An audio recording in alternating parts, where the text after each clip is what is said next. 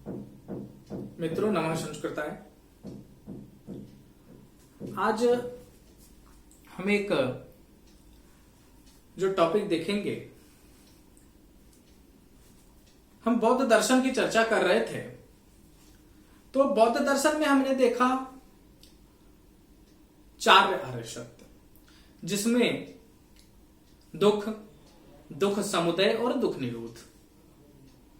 जहां हमने प्रतित्य समुत्पाद को बहुत ही अच्छे ढंग से समझा, लेकिन अब हम चौथा आर्य सत्य जो है बुद्ध का, जो अष्टांगिक मार्ग, अष्टांगिक सिद्धांत कहा जाता है, अष्टांगिक मार्ग है यह। तो यह हम देखेंगे कि अष्टांगिक मार्ग की संज्ञा क्यों दी, क्योंकि यह नैतिक और आध्यात्मिक साधना का मार्ग माना गया। नैतिक और आध्यात्मिक साधना यानी कहने का मतलब यह है कि नैतिकता। अब एक प्रश्न छोटा सा है कि नैतिकता क्या है, क्या है नीति?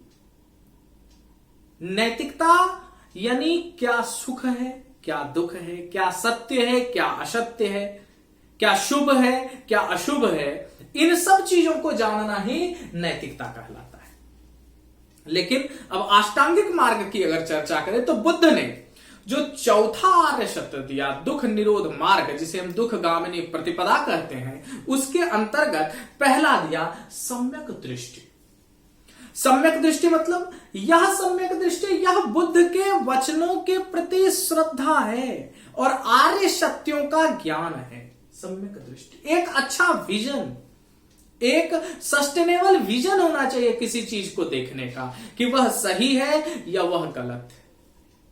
दूसरा कहा सम्यक संकल्प, यानी एक दृढ़ निश्चय। किस पर? तो बुद्ध के वचनों पर चलने का जो दृढ़ निश्चय है वह कहलाया सम्यक संकल्प। तीसरा कहा वाणी, यानी यह वाणी की पवित्रता से संबंधित है ना, यानी झूठ ना बोलना, कटु वचन न कहना, किसी की चुगली न करना, निरर्थक बैठ करके बातचीत न करना। यह किसके अंतर्गत है? वाणी के अंतर्गत। यानी एक सस्टेनेबल वाणी, एक अच्छी वाणी, यानी कहा भी गया ना, मीठी वाणी बोलिए, मन का आपा खोए, औरन को शीतल करे, आप हूं शीतल हो। एक ऐसा वचन बोले जिससे किसी दूसरे को कष्ट ना पहुंचे, वह सम्यक वाणी है। चौथा कहलाया सम्यक कर्म। सम्यक कर्म यानी सम्यक कर्म के अंतर्गत रखा गया कि यह हिंसा, द्वेष, दुराचरण का त्याग और सत्कर्मों का आचरण है। जहां कर्म की परिचर्चा होती है, जहां कर्म की परिकल्पना होती है, जहां कर्म की निष्ठा होती है, यानी किसी प्राणी की हत्या ना करना, दूसरे की वस्तु को नहीं चुराना, व्यभिचार ना करना, मादक पदार्थों का सेवन ना करना, यानी और भी कई चीजें, ब्रह्मचर्य का हमेशा पालन करते रहना, यह एक अच्छा कर्म है। और इस कर्म के अंतर्गत ही सम्यक कर्म यानी एक अच्छा कर्म करना, यह सिखाता है चौथा। और पांचवा कहते हैं सम्यक आजीव, यानी आजीविका, यह न्यायपूर्ण जीविकोपार्जन से संबंधित है।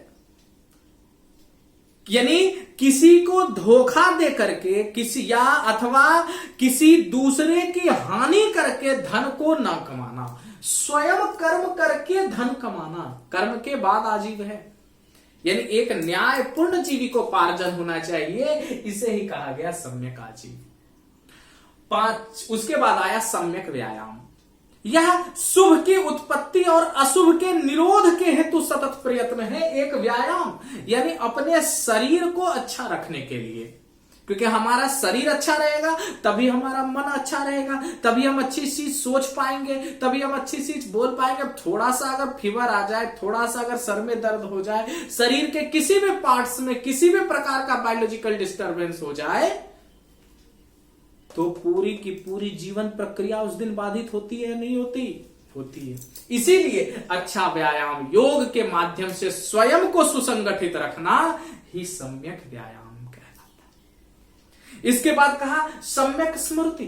सम्यक स्मृति मतलब यह शारीरिक और मानसिक दोनों प्रकार के योग्य वस्तुओं एवं काम जिसमें मोह है, लोभ है आदि भावों की अनित्यता, अशुचिता और निरंतर भावना के साथ चित्त की एकाग्रता से संबंधित है। और सम्यक समाधि या चित्त की एकाग्रता और निर्विकल्प प्रज्ञा जो बुद्धि है इसकी अनुभूति है। ब्रह्म की अनुभूति कर लेना, ऊपर वाले वो जो नितांत सत्य है उसकी अनुभूति कर लेना सम्यक समाधि। यानी यहां पर बौद्ध दर्शन में ब्रह्म का मतलब स्वयं है, यानी स्वयं को पहचानना ही सम्यक समाधि है।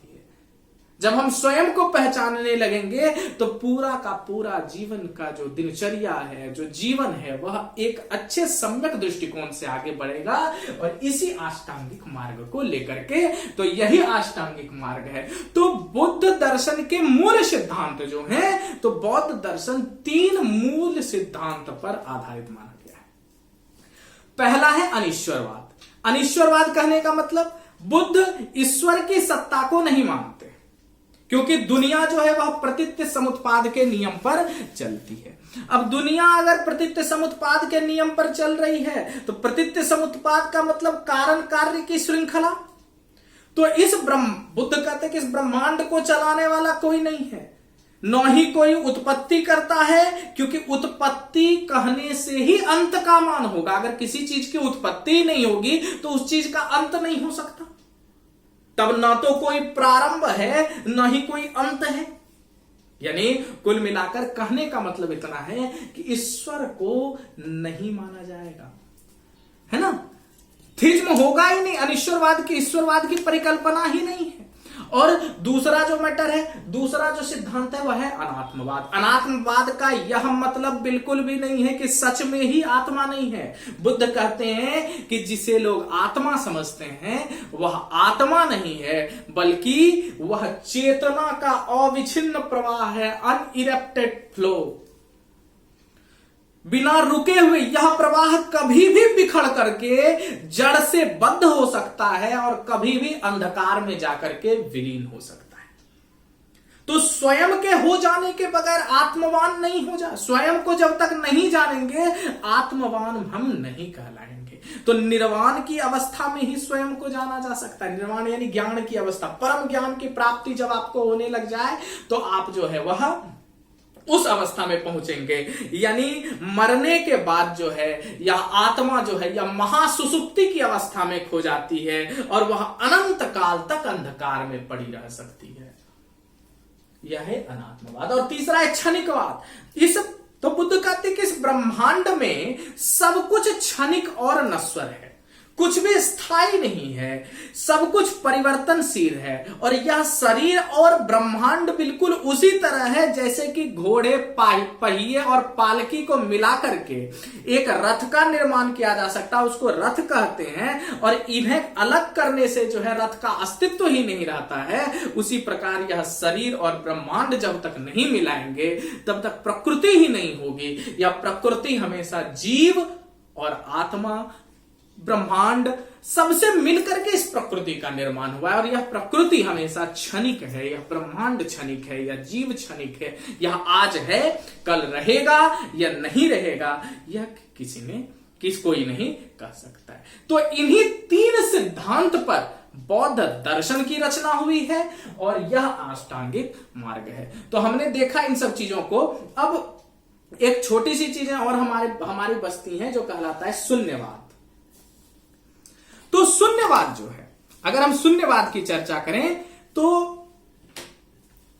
इसे नाइलिज्म भी कहते हैं।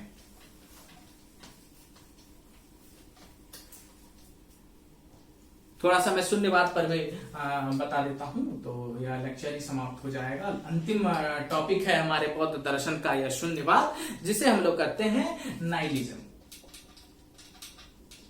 इनमें निहिलिज्म पढ़ते हैं।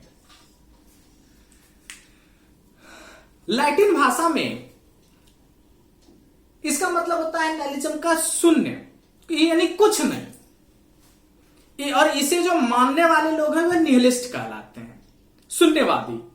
वो कहते हैं कि नैतिकता स्वाभाविक रूप से नहीं होती है, हमेशा कृत्रिम रूप से होती है। ज्ञान वह स्वाभाविक रूप से नहीं है, यह कृत्रिम रूप से। और यह शून्यवाद जो है, यह बौद्धों में एक भेद है जो कि बाह्य और अंतरंग, यानी बाह्य चीजें और आंतरिक चीजें, इसके किसी भी वस्तु के अस्तित्व को नहीं मानता है।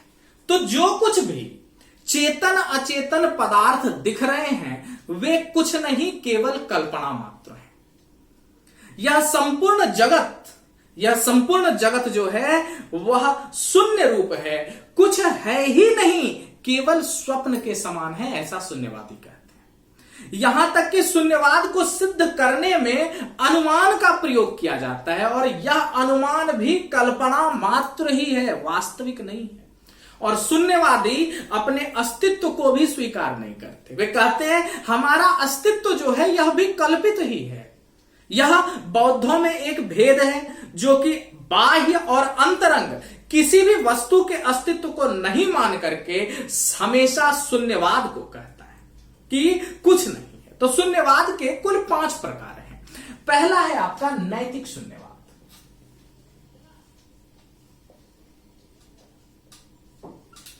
नैतिक शून्यवाद यानी जहां नैतिकता समाप्त हो जाती है। किसी को मारना हो, चाहे जो भी कारण हो, स्वाभाविक रूप से सही या गलत नहीं है। कुछ शून्यवादी तर्क देते हैं कि सभी में नैतिकता नहीं है, और अगर नैतिकता है भी तो यह मानव के द्वारा निर्मित है। इस तरह से शून्यवादी बहस करते हैं कि हत्या जो है वह बुरा काम नहीं है, हमारी नैतिक मान्यताओं की वजह से यह बुरा है। इस तरह से नैतिक शून्यवादी नाइलिस्ट सोचते हैं कि जितने भी नैतिक दावे हैं, ये सारे नैतिक दावे जो हैं वह झूठे हैं, हमारी नैतिक मान्यताओं की वजह से स्वतंत्र रूप से बुरा है। और सिंपल बात अगर सोचें भी तो कोई भी आदमी बुरा या अच्छा नहीं होता। अगर वो मेरे लिए बुराई करता है तो वह मेरे लिए बुरा है, हो सकता है किसी और के लिए अच्छा हो, है ना। सोचने वाली बात है। और दूसरा है अस्तित्व परक शून्यवाद।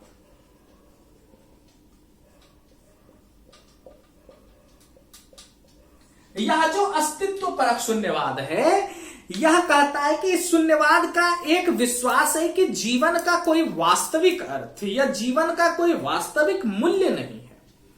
यह विज्ञानवाद का समर्थन तो करता है, यह रूढ़िवादिता से बिल्कुल अलग करता है, पर यह विज्ञान के अस्तित्व को भी आगे जाकर के नकार देता है। और इसके अनुसार जीवन का एकमात्र उद्देश्य है सिर्फ जीते रहना, सिर्फ जीवित रहना। तीसरा है ज्ञान मीमांसा परक शून्यवाद। अब मीमांसा मैंने बताया था आपको, मीमांसा जब दर्शन पढ़ाऊंगा तो वहां भी बताऊंगा। मीमांसा मैंने बताया तो मीमांसा के बारे में यह भी बताया कि मीमांसा का मतलब आइडियलाइज्ड थॉट, आइडियलाइज्ड क्यूरियोसिटी, यानी पूजित विचार, पूजित जिज्ञासा। और ज्ञान मीमांसा यानी किसी भी प्रकार का, चाहे वह विचार हो चाहे वह ज्ञान हो, यह ना तो ज्ञान किसी भी प्रकार की ज्ञान को मानता है, ना भी किसी प्रकार के विचार को मानता है। चौथा है आध्यात्मिक शून्यवाद। अब यह जो आध्यात्मिक शून्यवाद है, यह अध्यात्म को भी नकार देता है। अध्यात्म को नकारता है तो ना तो इसमें धर्म की कोई परिकल्पना है, न धर्म का अस्तित्व है, न वेद का अस्तित्व है, न ईश्वर का अस्तित्व है, इसमें किसी का भी अस्तित्व नहीं है। और इस शून्यवाद ने, आध्यात्मिक शून्यवाद ने मोक्ष को भी अस्वीकार कर दिया है। और इसके बाद जो 5वां शून्यवाद है वह है राजनीतिक शून्यवाद। राजनीतिक शून्यवाद यानी राजनीतिक शून्यवाद शून्यवाद की वह शाखा है जो शून्यवादी की जो अतार्किक या बिना साबित किए गए दावों को नकारने की विशेषता का पालन करती है। इस संबंध में जो मूल सामाजिक राजनीतिक ढांचा है, जो व्यक्ति से परिवार, परिवार से बढ़ता है समाज, समाज से बढ़ता है राज्य, राज्य से देश, जो यह प्रकार का जो राजनीतिक ढांचा है इसको भी अस्वीकार कर दिया है। राजनीतिक ढांचे की आवश्यकता को भी स्वीकार किया। आवश्यकता में जैसे कि सरकार है, परिवार है, कानून है, उस कानून का पालन है, यह कुछ नहीं है। शून्यवाद, इस शून्यवाद के अनुसार से, राजनीतिक शून्यवाद के अनुसार से यह जीवन ही व्यर्थ है। और 19वीं सदी के जो शून्यवादी आंदोलन में रूस ने भी इसी प्रकार के सिद्धांत का समर्थन किया था। अगर आप पढ़ेंगे वर्ल्ड हिस्ट्री तो आप देखेंगे वहां पर। तो शून्यवाद की व्याख्या, जो नैतिक शून्यवाद, वहां नैतिकता की कोई परिकल्पना नहीं है। अस्तित्व परक शून्यवाद जीवन के अस्तित्व को ही नकार रहा है। ज्ञान मीमांसा परक, ना तो कोई विचार है, ना तो कोई ज्ञान को मानता है, अध्यात्म को नहीं मानता, ईश्वर को नहीं मानता, वेद को नहीं मानता। और राजनीतिक शून्यवाद या किसी भी प्रकार के मूल सामाजिक और राजनीतिक ढांचे को नहीं मानता। तो शून्यवाद का मतलब, शून्यवाद के अनुसार से पूरा जीवन ही व्यर्थ है। शून्यवादी सिर्फ इतना कहते हैं कि सिर्फ जीते रहिए, जिस दिन आपका जीवन का अंत हो जाएगा उस दिन आप समाप्त हो जाएंगे, आप मोक्ष की प्राप्ति कर लेंगे। तो यह था हमारा शून्यवाद, जो कि मैंने आपको बताया। अब इससे ज्यादा प्रश्न आपके नहीं पूछे जाएंगे। और अगर आप एक दो प्रश्न को भी देखें तो शून्यवाद पूछा गया है बौद्ध दर्शन में, बौद्ध दर्शन में प्रतीत्य समुत्पाद पूछा गया है, बौद्ध दर्शन के संदेश पूछे गए हैं। यही 3 प्रश्न घूम फिर करके हमेशा 5 नंबर में, 10 नंबर में जैसे भी पूछे जाते हैं। और आप प्रीवियस ईयर पेपर को देखिएगा और प्रीवियस ईयर पेपर के को देखते हुए बौद्ध दर्शन को हम यही समाप्त कर देंगे। बौद्ध दर्शन में इससे ज्यादा कुछ भी आपके सिलेबस में नहीं पढ़ना है, आप इतना ही पढ़ें। और प्रश्न का उत्तर जो है वह लिख करके आप जरूर प्रीवियस ईयर मुझे भेजें, मैं जरूर देखूंगा उसको। और कमेंट करते रहें कि कहां पर और सुधार की जरूरत है। और प्लीज प्लीज प्लीज घर में रहिए, क्योंकि अभी आप घर में रहेंगे तो ही सुरक्षित रहेंगे। और अभी इस सुरक्षित रहने का दूसरा कोई भी उपाय नहीं है। आप घर में रहिए, अच्छे से रहिए और प्लीज हार्ड वर्क करिए। हार्ड वर्क करेंगे तो ही यूपीएससी निकलेगा। प्लीज और लाइक और सब्सक्राइब जरूर करते रहें। और बहुत बहुत धन्यवाद।